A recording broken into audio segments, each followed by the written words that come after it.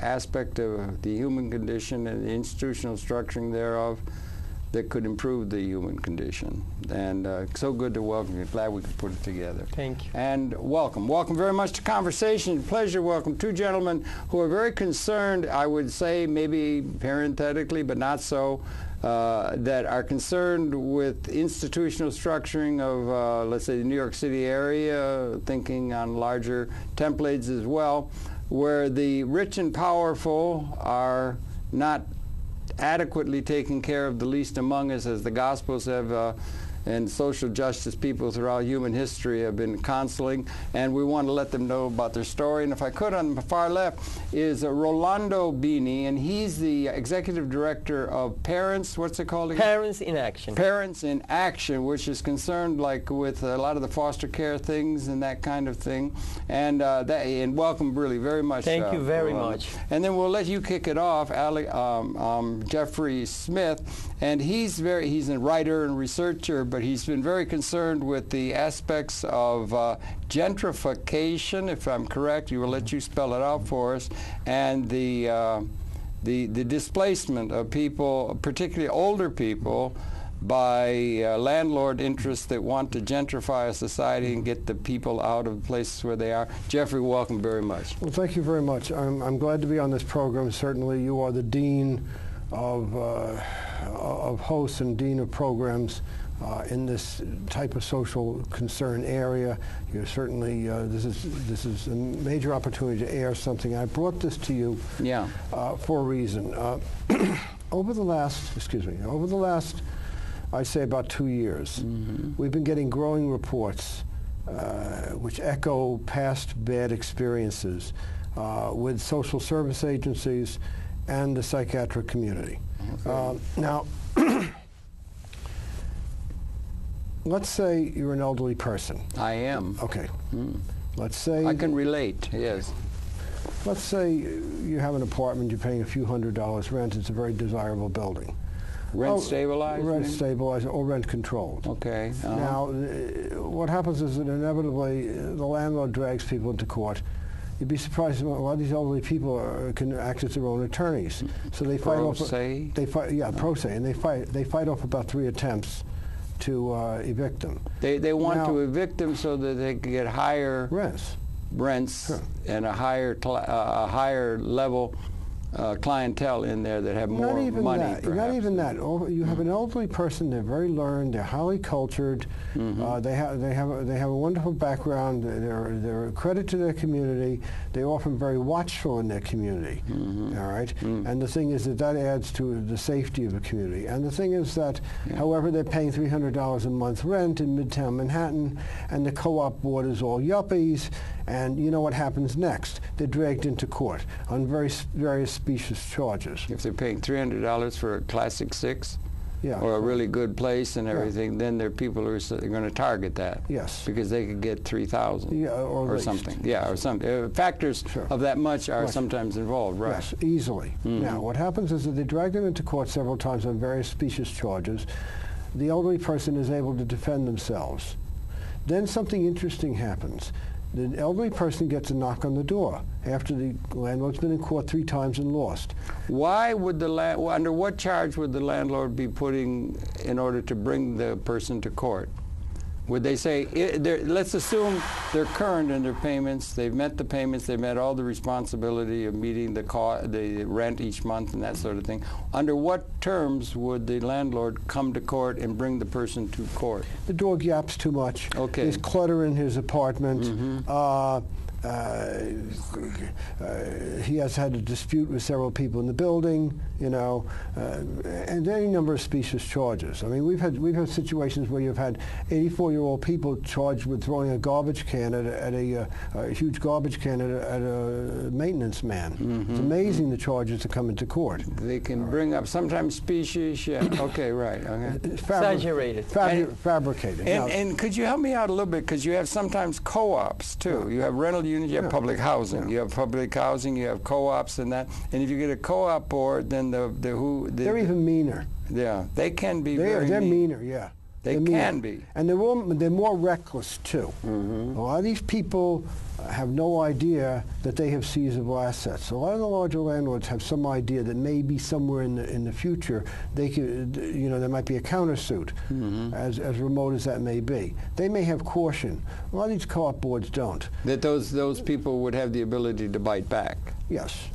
They Okay, have no that's idea. interesting. They have no idea of that. Because, and I know you're dealing with children's services and that kind of stuff, so we're going to talk, in now general. what happens is that the next thing that happens is very interesting.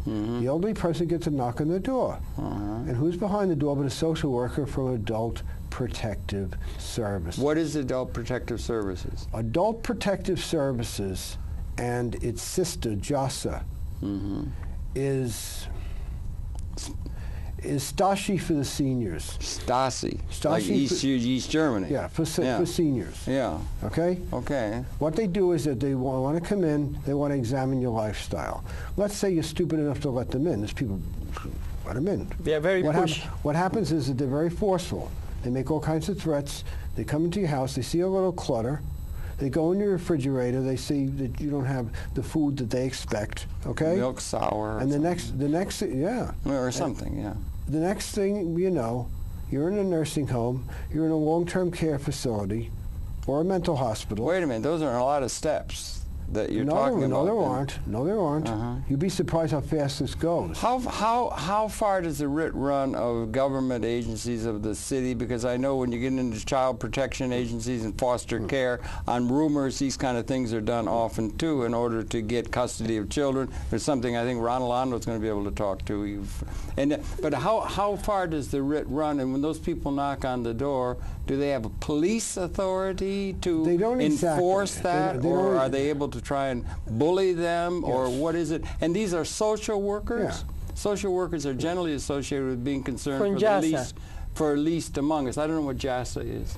Well, let me tell you something. These agencies measure their success by the number of cases they have. They justify their budgets by the amount of cases they're running. Okay? So the result is that the great example of what they can do happened about a year and a half ago, right off of Union Square. There's a woman on 15th Street that one day she hears drills. She told him, "Get out of here! Don't bother me." Right? Next thing she has drills on her locks in the morning, about 6 o'clock in the morning. They no longer come in with stun grenades anymore since the bumpers incident. Yeah. What happens is that they come in with a very bright light that blinds you, okay? They took her out of her bed. They would not allow her to dress. They would not allow her to take her purse. She was brought through the hallways in night clothes. She was thrown in an ambulance and she was taken to Bellevue. Okay. And I got a call from Bellevue. I rushed over there. I interviewed the woman. All right.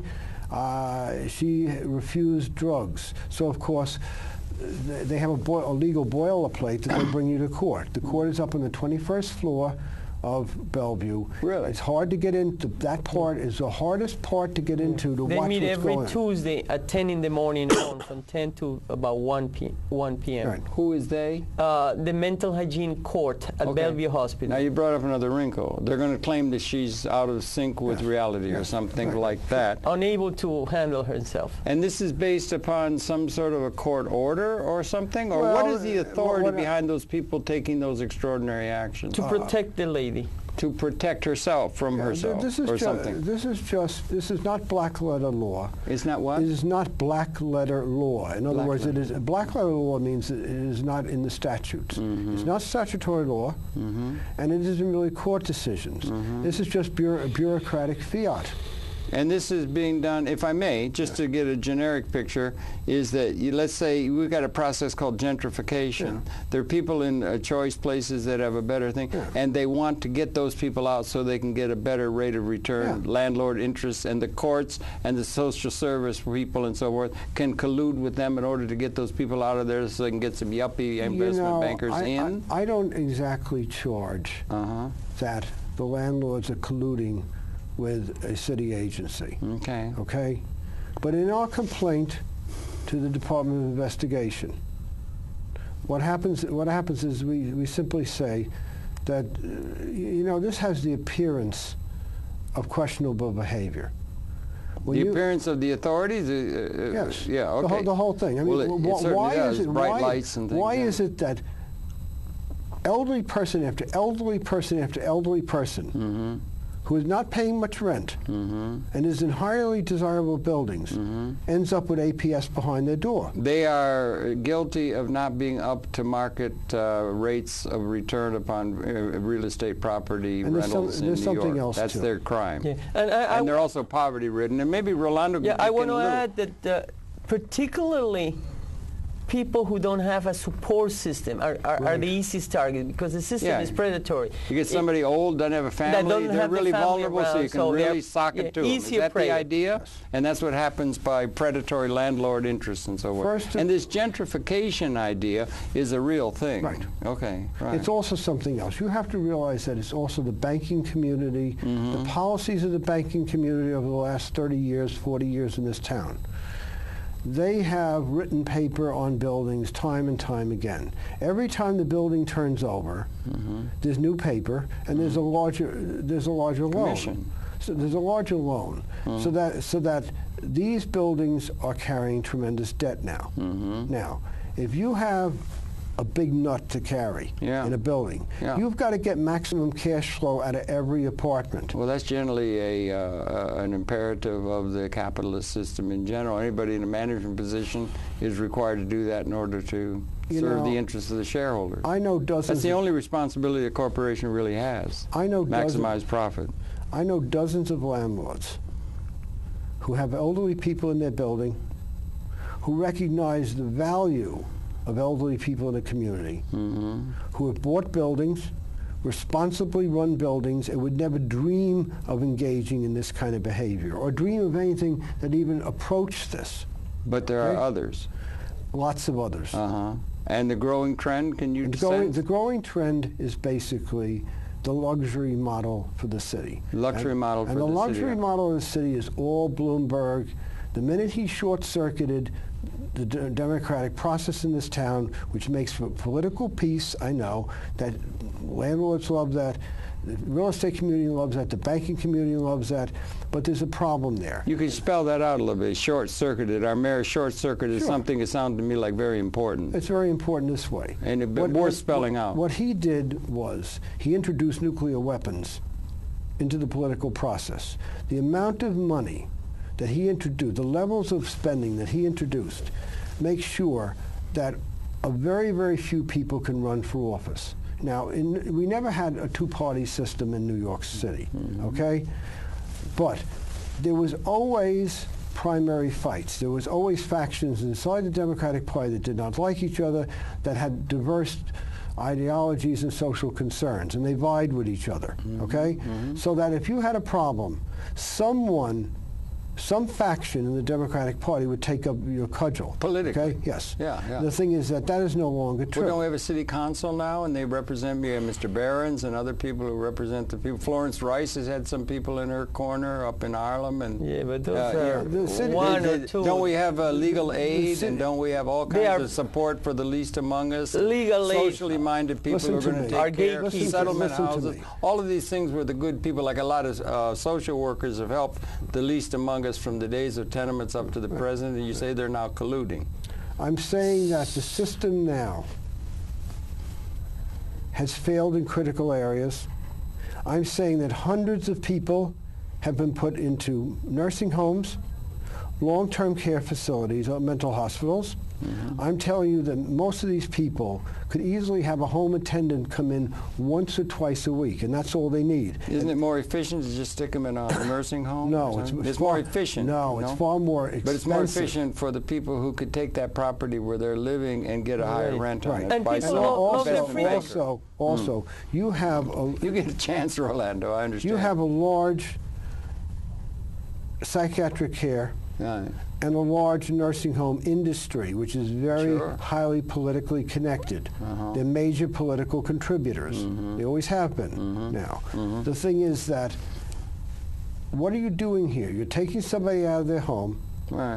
you're putting them in a care facility at tremendous expense to the taxpayer. Yeah. Whereas they need very, very little. No, no, no, we don't want that, put them in. No. And the rent goes from $300 a month to $3,000 a month. You could do it easily, yeah. Think about how many millions of dollars. Think of the incentive there. There's a profit. It's called a profit. Yes. And there's a lot of incentive behind that. Think of the millions, tens of millions of dollars that Adult Protective Services and these other social agencies have caused to flow into the real estate community. Okay, Adult Protective Services. I know we've had Mr. Scapetta was head of the Children's Protective Service or something like that, and I think we get over into let's Rolando say a few things now, because he's involved with families. And I've had a lot. We filled the big room here with people from the foster care. Where, if I may, set me straight, Rolando, we're talking about adults, all right? And we're talking about the least among us, adults and children. They're people that can really be attacked easily and so forth by predatory, avaricious interests and so forth.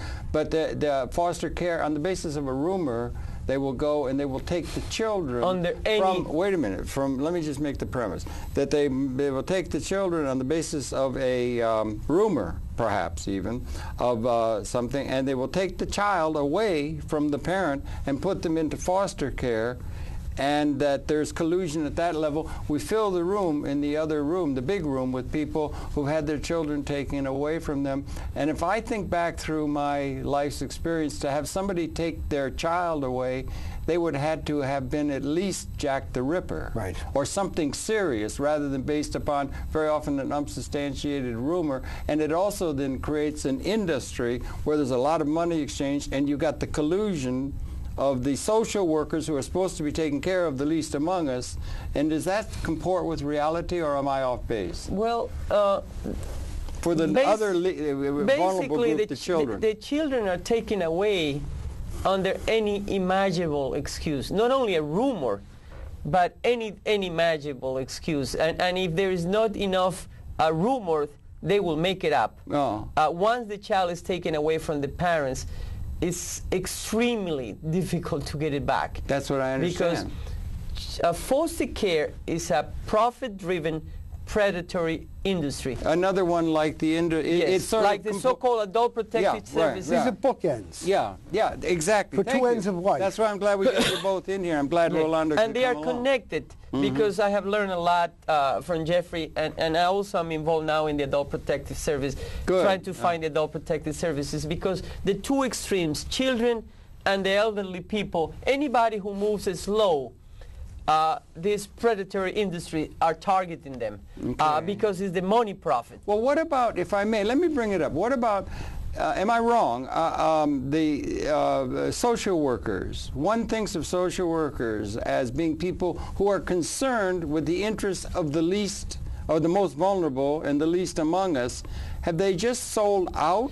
Well, I would say... Or what would you say? That, or am I wrong off base on that? I think you're wrong. I think social workers... They care. No, they do not care. They do not care. But they have traditionally been thought of as people who care. Settlement houses. Take care of the street urchins that try and take care. There's an element of our society they could be we're motivated that way. Yeah, what's happened to the motivation in those circles, if that is the case?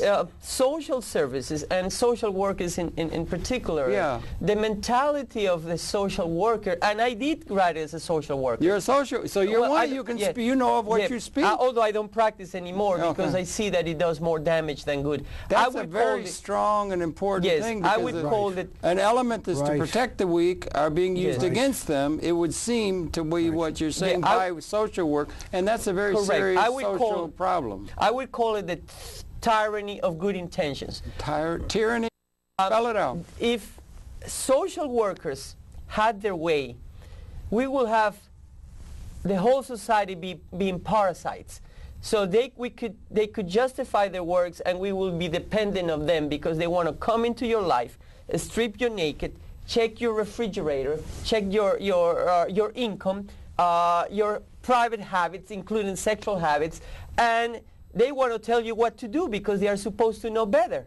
And that's the premises that I think is wrong, because they take away the freedom And a lot of them, and that's my humble opinion, Yeah. are not that bright. Oh. To become a social worker is extremely easy. Is it? It is very easy. Let me give you an example. Same on the adult side? In the adult side, I think he's beyond words. Okay, go ahead. I think in the adult He'll side, find some words. in the adult side is even worse. Let me tell you this. You asked before what is JASA, and Yeah. it's very important. JASA is Jewish Adult Service Association, and they got an exclusive contract with New York State about 2 years ago.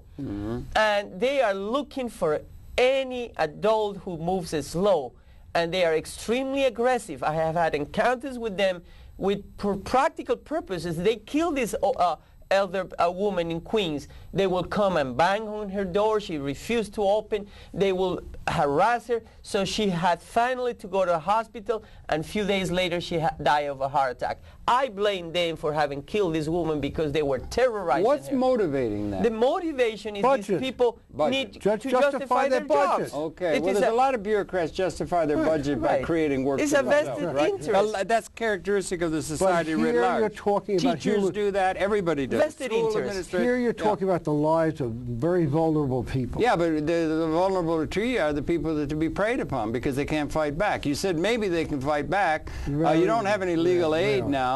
The lawyers are all interested in getting money, so they get their $200. So they don't have the ability to fight back. And who else to prey upon but the weak and helpless among The us? ones who offer them And the these- people who are entrusted with taking care for that are selling out. Let me tell you. Because they have to get the rent to pay for their better apartment that they're living in uptown on the west side or something, right? They There, did. there, all right.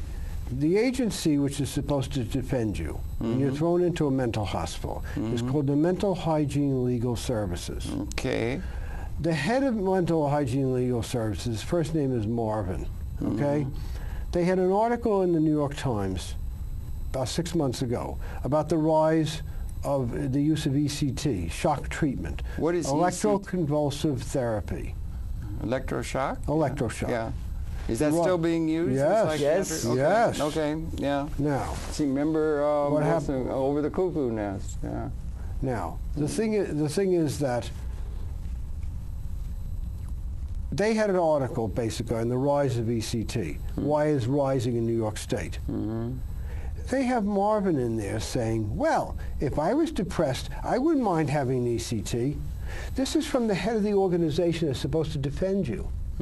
Okay? Well, okay, you're getting into all kinds of things here. We're talking sociologically, politically. What I'm saying, and no, now you're no, it's talking what- psychiatrically. well, That's another ruse that could Weapon. be used. It's a station. Weapon. It's a yeah. station on this train to destruction. Okay, many people have been pulled into mental hospitals that I know, elderly people, on very, very flimsy grounds. Yeah. And there has been what we've seen over the last 2 years is a rise in the political power and in the operational power of the psychiatric community. This is Okay, extremely. that's really, Seth Farber fights that really well. You know Yes, Seth? I'm familiar Seth's with a him. grand guy, and Thomas Zaz was good before him. Yes. Yeah.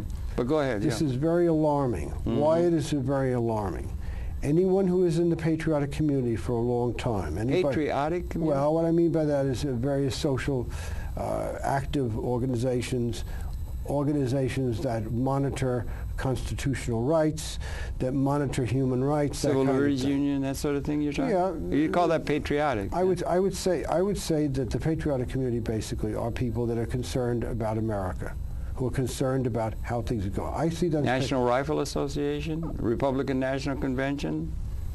No, I would say that the RNC is connected. No, I'm just trying. Patriotic is a term that I'm sorry. I'm very leery of. Okay. Myself, I'm very leery of that, and so was Albert Einstein. He hated the concept of patriotism. Well, because it allowed people to march in lockstep and so forth. But anyway, that's in the sidebar, and we needn't go into that, I guess. you know, My ears go up when I hear almost patriotic, which is probably a sign of where my mind is at.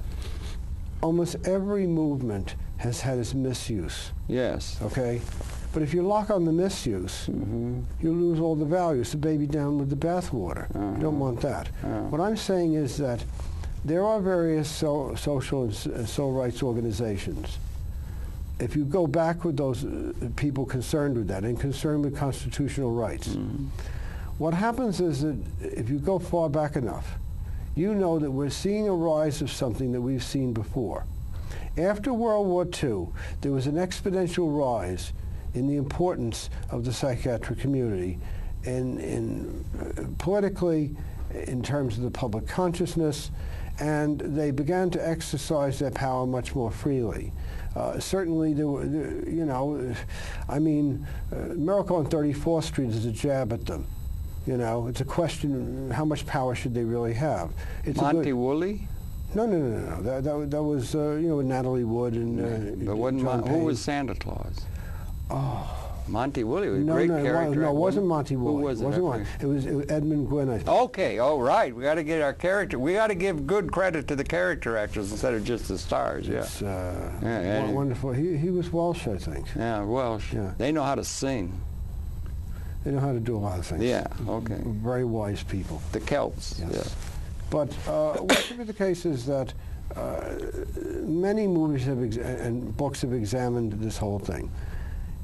I'm telling you that during the 60s and even early 70s, but certainly during the 50s, 60s, and early 70s, prior to Watergate, it was standard practice in this country that if you aggravated the federal government too much, okay? They had COINTELPRO.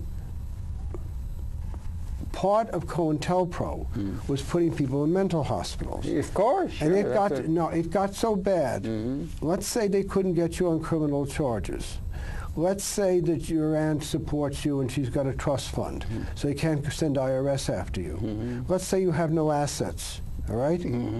I guarantee you the next step was they'd get some huckleberry judge to sign that you're crazy, and now you're in the loony bin.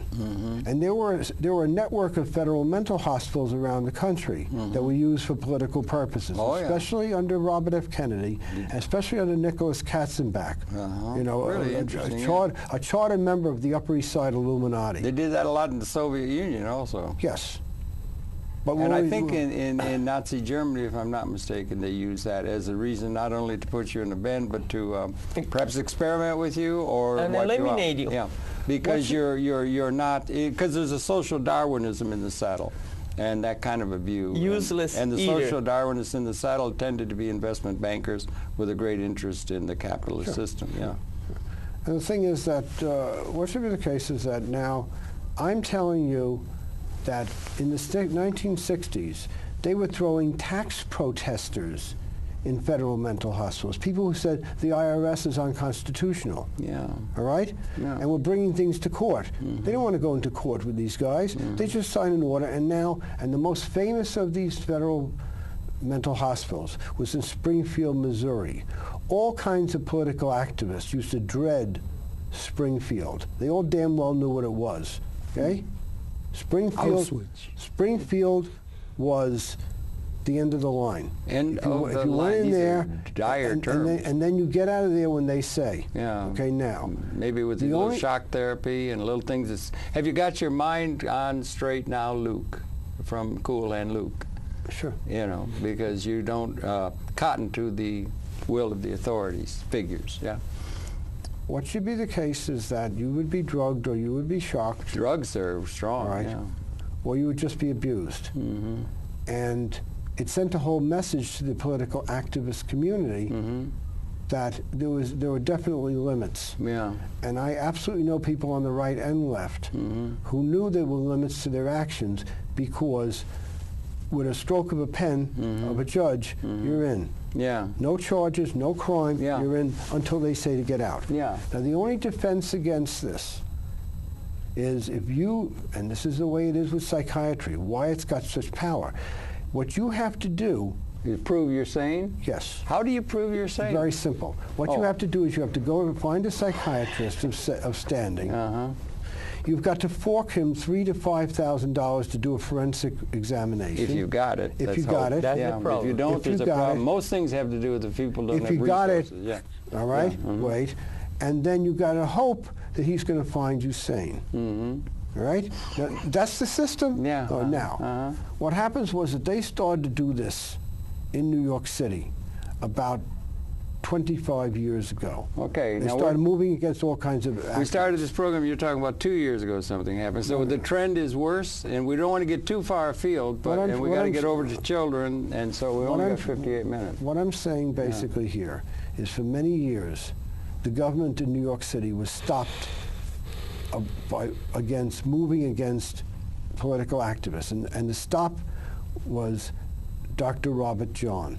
I've never heard the name. Dr. Robert John was the single reason why they couldn't throw tons of political activists in the can.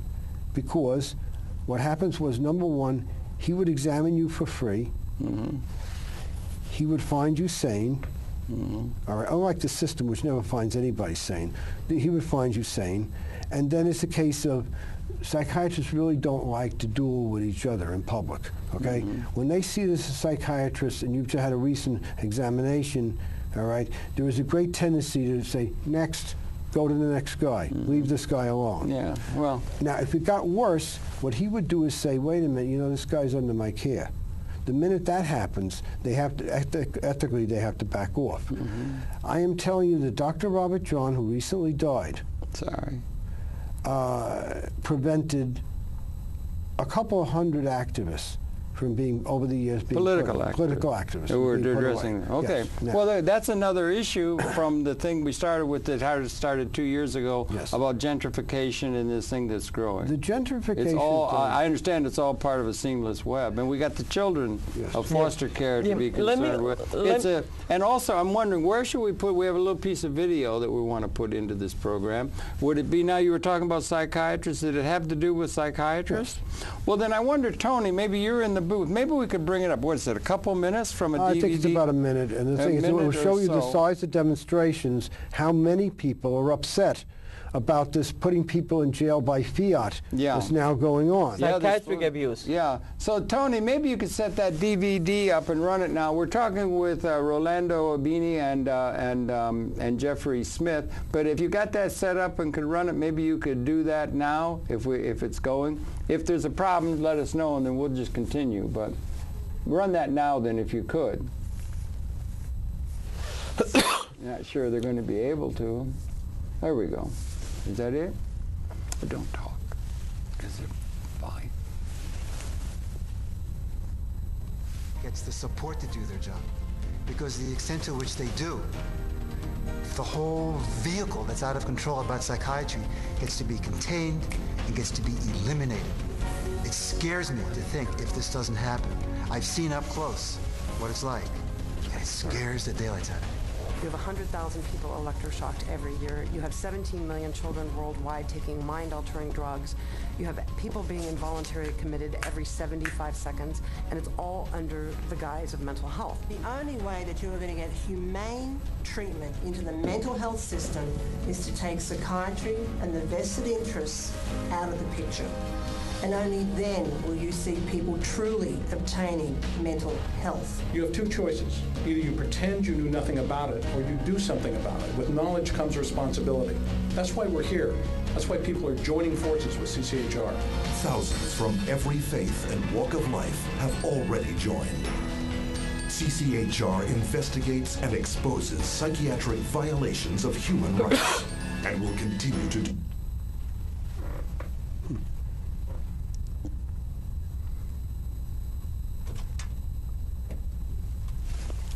You're going to come back? You got it locked on something. Are they going to come back on the screen and bring us back? Okay. Okay, that was a piece about the psychiatric thing. It seems to me a little bit of field. It's a part of a seamless web, but it's a little bit of field from the gentrification thing and the children's services and that kind of thing. Violation of workers. How many, the city of New York and the agencies and the Bloomberg administration should be made to answer two questions. How many elderly people with desirable apartments are suddenly in nursing homes, long-term care facilities, or psychiatric facilities? Well, they're helping the dears who can't help themselves, so they have to have some. What if somebody is really beyond the pale? They've lost touch with reality. There has to be some way of dealing with them. You know, and there are people like that, and so they would be helping. the poor dears that cannot handle for themselves. Somebody, you can't leave them on the street to defend for themselves if they're in that state. That would be the argument, I presume. We're helping services. No, you want to deal with the psychiatric thing. I'm not supposed to use rough language on the air. Okay. But believe me, the incidents that I've seen, and they're mounting. Now, I am telling you that this is the worst abuse to the elderly, to drag them out of their apartments. Yeah, you said that. It's pretty grim, like Brazil. They should be made to answer two questions. First of all, how many elderly people have been removed from their apartments and are now under public care, where they were living independently? Number two, what was the increase in cash flow to the real estate community as a result of their actions? How many millions of dollars a year? You can correlate those two in a chart. It would be interesting to see what it is. And you're contending there's a relationship between the profit to be gained by having those old coots out and new people, investment bankers in, and it's called under the rubric of gentrification. Yes. Okay, and that's the charge that's being made. And said, Rolando, talk a little bit about it from the children's perspective. Yes. To finish on that part, I want to invite everyone, because after 40 years of that, the Bellevue Mental Hygiene Court was closed to the public. About a year ago, we were able to open it up. We went in front of Judge Suarez, and he deliberated, and he made a ruling that from now on is open to the public. So every Tuesday, starting at 10 in the morning at Bellevue Hospital 19th floor. 19th floor, right. 19th floor, you can go there. And in this year that we have been monitoring, I have not yet seen a case where the patient wins. It is an assembly line where the judge rubber stamps everything. Now, Suarez made it possible for you to observe that. Observe, but nothing more. Nothing more, and nothing can be done about a So what I'm saying is if the social workers and the people are all on the bandwagon of the gentrification movement, and you've got eminent domain politically can be done, and those kind of things and everything, why wouldn't the courts also be on that bandwagon and become corrupt in terms of representing the real interests of the poor among us? First of all, the system in its entirety is out of whack with what's required for the least among us. That's what you're saying in a generic sense. And the mental hygiene legal services have the right in every single case to take the case out of the mental hygiene court and bring it to the Supreme Court, where there could be a jury trial, and they would be have a better chance of leveling the field, but they never do it. So they go along with the system. Then the court system, the justice system, is also corrupt. I'm not sure if the word is corrupt, but you used it. It is corrupt and going along with a trend. And the trend is being driven by economic forces, by and large. That's correct. That's correct. And accepted control of the control of anybody who opposes. And the motivating factor within that paradigm or something is profit for some. And we've seen this all before. It's called capitalism itself. Is it the capitalist system or market fundamentalism that Mr. Friedman or other people have been bringing in to the political dialect? Does everything become political? And we've accepted an economic philosophy that is very flirting with social Darwinism, and you just get rid of the weak and make the strong. I would call it cannibalism. You think cannibalism. Okay, you say that, right. Okay, that's a large charge, and it gets to be a larger charge. Mr. Obama maybe is talking against that. Apparently. In some ways. I would like to add now the children because it's the part. national parties, it's the DNC, the RNC, and it's the system that's in place is corrupt in terms of the least among us. And that applies, if I may, one more step. That's New York City, that's the United States of America, and it's the world. Now we're concerned. Is that correct? Is that the way you see things? Like correct. We do not have a system that serves the least among us on a world scale, certainly, or realizes the potential that the future requires, if perhaps we're not going to unleash atomic weapons that can destroy the whole system just to carry it to its final extension. In order to protect the avaricious ambition of some people who have an ideology in their mind that flirts with Nazism. Harold? I mean, that's carrying it a little extra step. Harold, listen to me. I'm listening. I'm listening. Democracies always end up as bankocracies. Okay. The minute you give a private bank the right to issue your country's money, forget it, Daddy-O. Yeah, now we're going to go into the Federal Reserve. Right. Yeah. And that Jekyll. Jekyll Island. Yes, I know. Yeah, but these things are all interrelated in the seamless web kind of way. I'm telling you that all of society is now being attuned to this, where access to credit is the single measure of a person. All right? How deep is your credit on your card? Okay? You could be an axe murderer. I am telling you that I know people that have gone over to Bellevue to the psychiatric emergency room because they really need help. And there are people that really need help. And they have found out that they do not have Medicaid, Medicare, or private insurance. Guess what happens? You got to buy it. They're back out on the streets. They let them go. And if you do go to one of those hospitals, you're going to be done with $1,000 bills and everything, and co-payments and so forth. And so again, back to the least among us are not being served by the system in place on a world scale. Yes. Okay, that's the charge and everything. What is the solution? Or is there a solution to this? Is there an awakening of conscience? Is there something new? Like I hinted again, I really don't know. But Mr. Obama is saying the whole system has to be confronted. There's something has to be confronted. They're going to have a meeting at Cooper Union the day after tomorrow. With my birthday's tomorrow. Oh, okay. This is the 13th. It's the 14th, and it's going to be. And they're going to have all the people from all over the world, from Amy Goodman to Naomi Klein, and to all the socialists and the people of a progressive community are going to be gathering and so forth. Will they come forth with something that will address this in a systematic way in terms of what the problem is with the world system? I doubt that it's not in place, and where do we go, and what is the solution? Because it's all a seamless web. Do you understand what I'm saying? Right now, it's all interconnected. Right now, what we need, and your viewers may be able to help us, is we need a qualified psychiatrist that when a social or political activist is being hunted down politically, they can go to, and the guy will examine them honestly and declare them to be sane. Has to be a psychiatrist, not a psychologist. Well, has to be able to write scripts. Correct. Because I could nominate Seth Farber. Yeah, but he's a psychologist. Yes, he's a psychologist, right? That may qualify.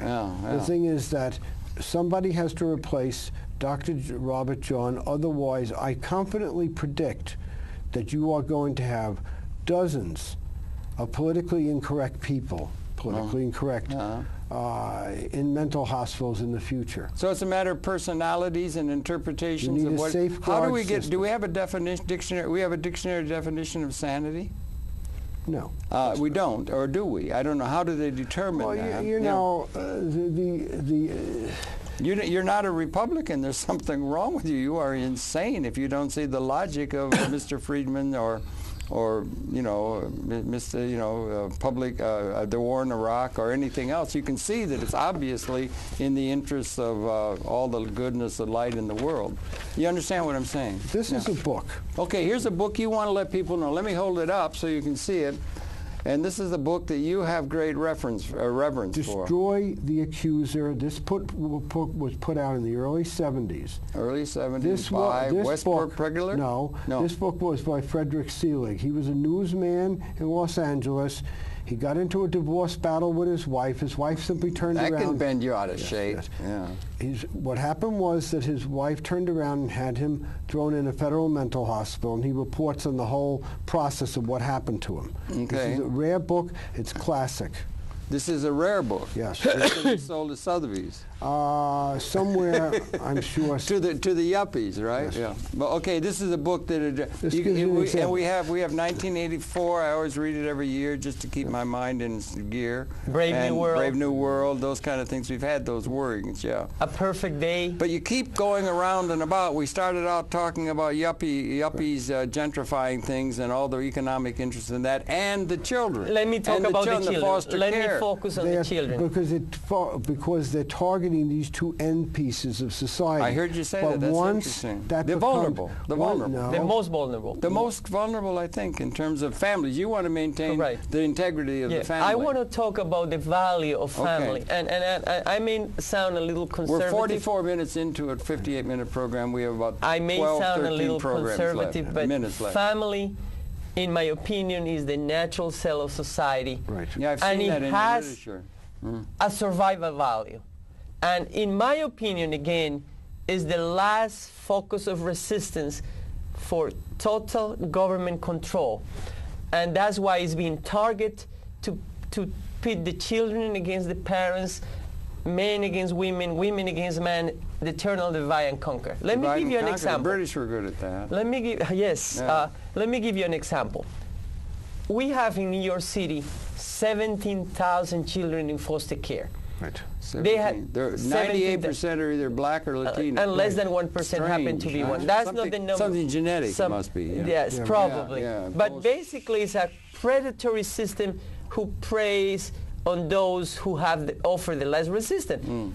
Black and Latinos who happen to be poor, they are the easiest That's target. the major issue, the poor, the haves against the have-nots. That's correct. Somebody should write a book on, they write all the, if I may, on psychiatry. They have all these bourgeois things coming out of Austria and Vienna and Freud or whatever about bourgeois values that are violated with Oedipal this and that and everything. Somebody should write a book on the consequence of poverty in terms of mental states, if you got the poverty question settled, the problem of poverty, so that, let's just assume nobody had poverty, about 99% of the mental problems would probably disappear, but nobody links those two things. It's probably the most important thing. They don't want to see the whole picture of the system, and partly this because they don't have a system that's really able to address the conundrum of differentiation between the rich and the poor. People refuse to see the whole system, the whole picture. And if we get back at a large question, is it social? Do we need a world socialist thing? Do we need Karl Marx? Where's the ideology that could give us an understanding of what's required in order to come over?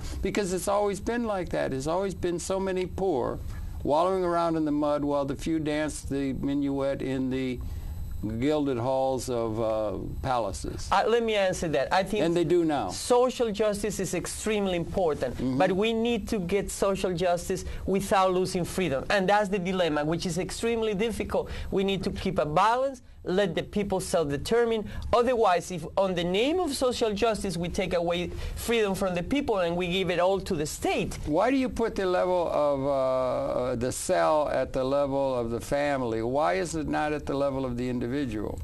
I think there's 100 trillion individual cells in an organism, and they are all part of a larger system. But all those cells because I would come to the institution of private property, which is arguing in terms of ideological basis of understanding how society is to be organized. Should we eliminate private property? Well, I don't think so. Or should we? How? It's a large question. Yes, it's a lot, but I think parents, economic justice. Parents are the natural protector of the children, and what is happening is that the government, the state, wants to be the parents of the children. What about? And it's taking the parents' rights away, so it gets into the family. You keep saying the state, but we do have a great deal of what is not the state. It's called the private sector. It's called corporations. David Corton says the corporations rule the world. Well, the corporations are the ones who have an identity that's protected and so forth, and we set that up in a unique way and are trying to impose that on the world. So is the corporation something we should target? Should we target the private sector? Should we not allow Google? Should we not allow Microsoft? No, I don't What should think we so. do? How do we solve the problem? Let me give you an example. That's what I'm asking.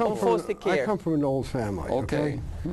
I'm telling you that my family knows the people that financed the Russian Revolution. Really?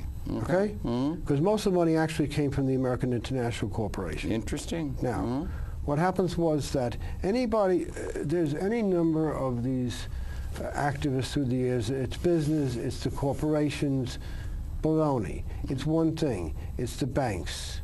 Because listen to me, all these corporations have need of one thing, credit. That's right. The people who control credit in a society that allows interest control the country. Right. So we can address that. That's the idea that corporations control things.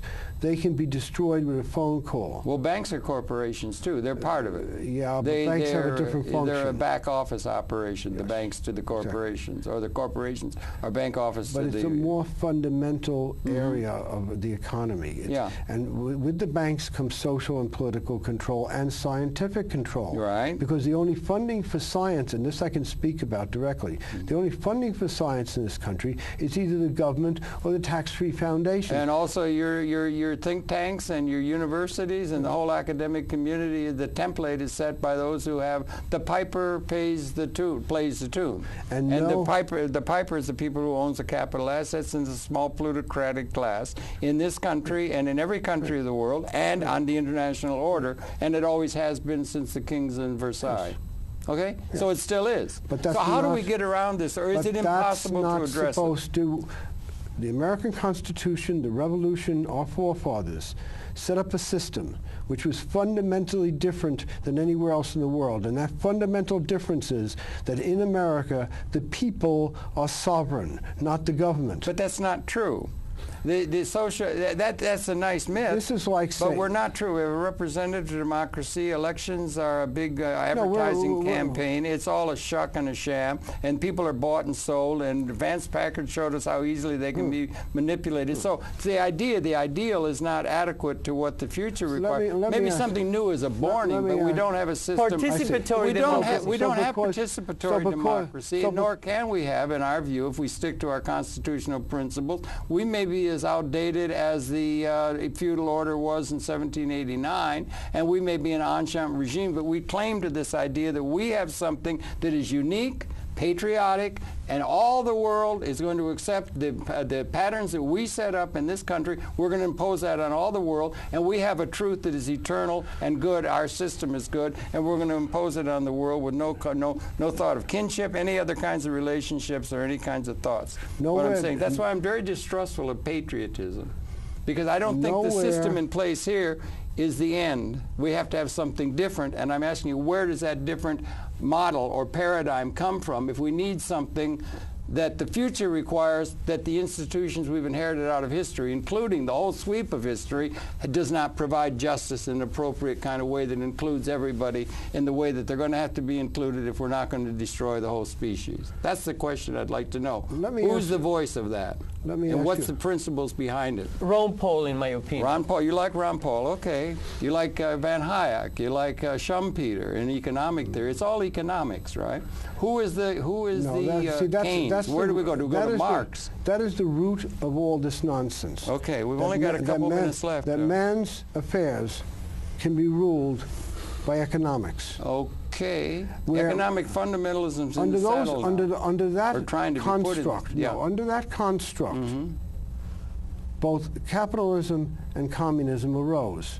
And those are inventions of a bunch of Bilderberg-style meetings in England in the 1800s, in which they were giving, the world was going to be given a choice between two isms, but they were going to control both isms. And we defeated communism. Don't you remember, Mr. Reagan? We defeated communism. That's over. So capitalism's in the saddle, and that's it. Get used to it, gentlemen. And the market's going to set everybody free. That's what's the assumption now, no?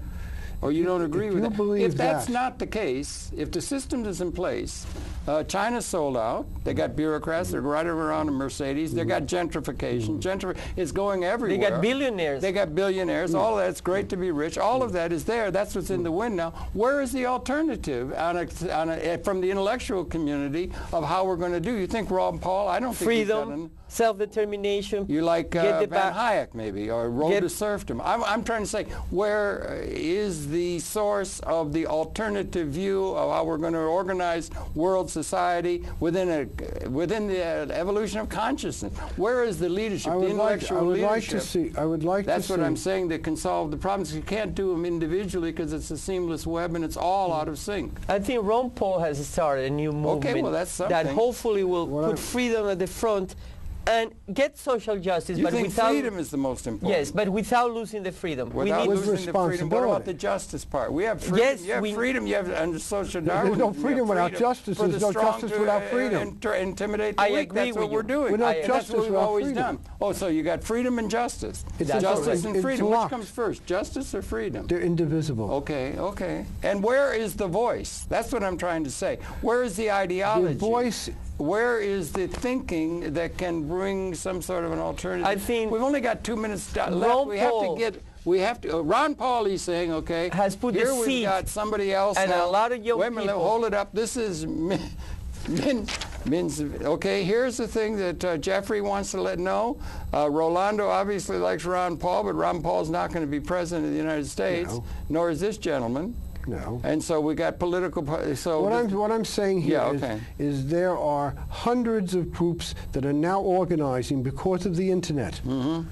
Yeah. And what they basically, this is one of the most distinguished Catholic organizations in the United States, which is talking about the rise of a psychiatric therapeutic state. Okay, you're on to that thing about the psychiatric. Well, then in a very real sense it might be, because everything's, you know, string theory tells us there's nothing but resonancy. The thing is, we're coming to a thing, we got ability to destroy the species for the first time, but so 1970. Things are changing. Bobby Dylan said the times they are changing. Where is the answer going to come? Because we don't have it now. We have many voices. The intellectuals are falling down on the job. Yes, we have many Most of voices them are dinosaurs.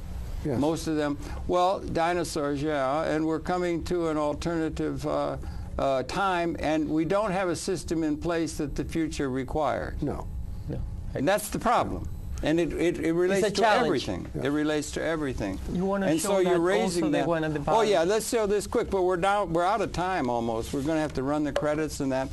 You're back again to the psychiatry. That's one part of an overrelated issue that is to be addressed, and that was from the DVD that we showed. Yes, it's from the Citizens Commission on Human Rights. Dangerous assaults on basic constitutional rights. Oh, so you're going to repair to the Constitution of the United States of America as Holy Writ. Let me ask you something. We've got that. If we just stick to the Constitution. No, what I'm saying is that you listen. If you have something wrong with your body, do you want to destroy? Do you want to dissolve your skeleton? You'll be a pool of guava jelly. Okay, you're saying the skeleton is the Constitution. Yes, we have to repair to that now. But we we recognize that the system set up by Thomas Jefferson and that it could very well be nothing but a modern-day unjust regime that we bow down to, and that we have a representative democracy you mentioned. We need a participatory democracy. We don't have the means of doing that. We need economic justice. We don't have it. It's still all predicated upon, it's just the ruling class has changed. No, the individual now has a voice. Thank goodness for public access. Yes. We better And the internet. And the internet. Yeah, I think look that's what Ron Paul did on the internet. Yeah. My God, he shook up everybody all over the place. Well, he hasn't shook it up that much. He's there. He's got a big following. Anybody who is a political activist or an organizer knows damn well what he did in fundraising. What he did is amazing. Well, what about, let me just ask you in a certain sense, because we're just down to the last hours, I think we could run the credits. We better run the credits. And I want to thank you very much. Rolando, Bini, and Jeffrey Smith. Smith, that's a good old American name and everything like that. And run the credits, and then it used to be Gunsmith. No, I'm always fooling. I'm always fooling. I know it's going to make you. But communication is really important. Back to that idea, there's nothing but communication, and so we need public access and the means of communicating, multimedia communicating of ideas, and somewhere the ideas have to come from somewhere. I don't think they're going to come from the institutions well established. No. NBC, CBS, the professionals, the networks, the corporations. They are the gatekeepers. It's not going to come. It's going to come from the people, and it's going to come out of public access. The people are smarter than all the... You think so? That's an assumption. The people are smarter than all the experts. But they've never been thought of as being smarter. They're never giving... And you don't see them on television, never. You just see the stars. Yeah. And you see the people who are the stars. Entertainment. The Tiger Woods of the business world, and that sort of thing. Paris Hilton. And we don't care about the least among us. You gentlemen do. I'm sorry so many of our people who've been caring for them over the ages have so